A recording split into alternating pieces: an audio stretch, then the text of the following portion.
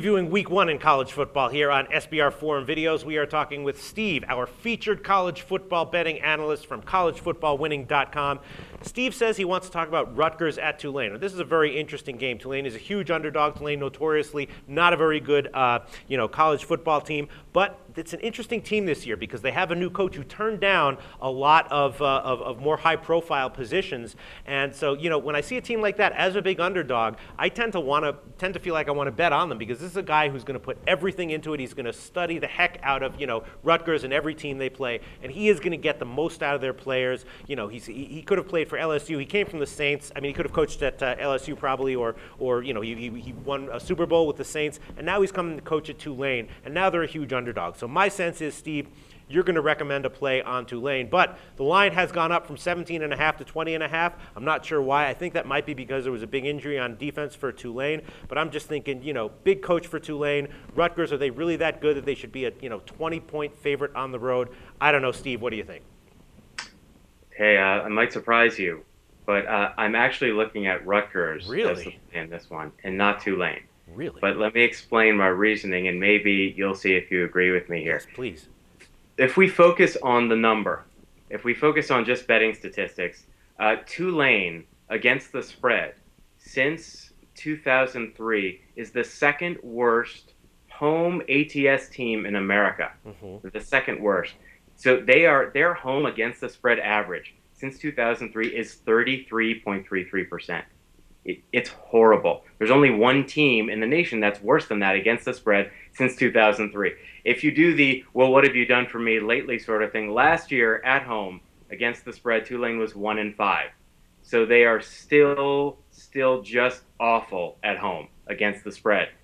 On the other side, Rutgers is one of America's best teams on the road against the spread since 2003. In fact, they're averaging winning the bets at 59.09%. So they're almost at 60% against the spread when they're on the road. So I like the advantage of taking an awesome against the spread road team and playing at an absolutely horrible against the spread home team. So we start there.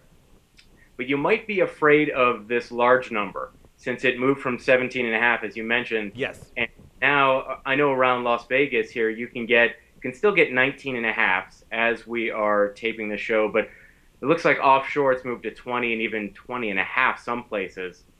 But if you're afraid of the large number, since 2003, when Tulane has gotten at least 17 points at home, they are 37.5% against the spread.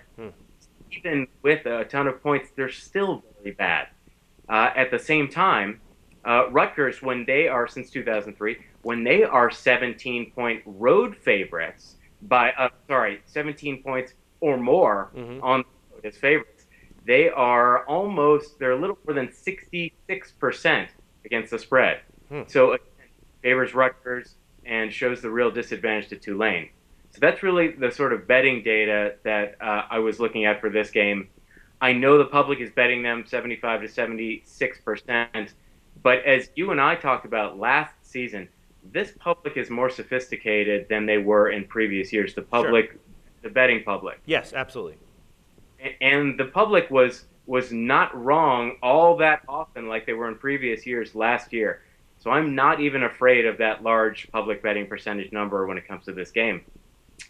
If you want to look at season openers, Rutgers, when they open their season openers the last 9 years, they're 5-4 against the spread. So, okay, that's just marginal. But on the other hand, in home openers for Tulane, home season openers, they're 1-5 against the spread. Once again, horrific, just terrible. And then on the football side of things, Rutgers is one of the most senior-laden teams in the country and one of the most experienced teams. They are returning 8 starters on defense, and 7 of those 8 starters are seniors. Their defense looks to be the best in the Big East. They probably will have the best wide receiving core in the Big East, and they have 2 experienced quarterbacks coming back. As for Tulane, their offensive line is inexperienced. They're losing. It looks like he was down for an injury. Their best running back, and he was also their receptions leader. He's trying to come back from a high ankle sprain. He is still questionable. But most importantly, Tulane is going to be without their best defensive player by far. The linebacker was third in the nation for solo tackles this year. I like the way this matches up for Rutgers. Even though it's a big number, get that something under 20 or 20 at the absolute maximum. But I like the betting data and I like the football data, and together it looks like Rutgers is going to be good to go. All right, you got me. That's it. I'm on Rutgers, Steve.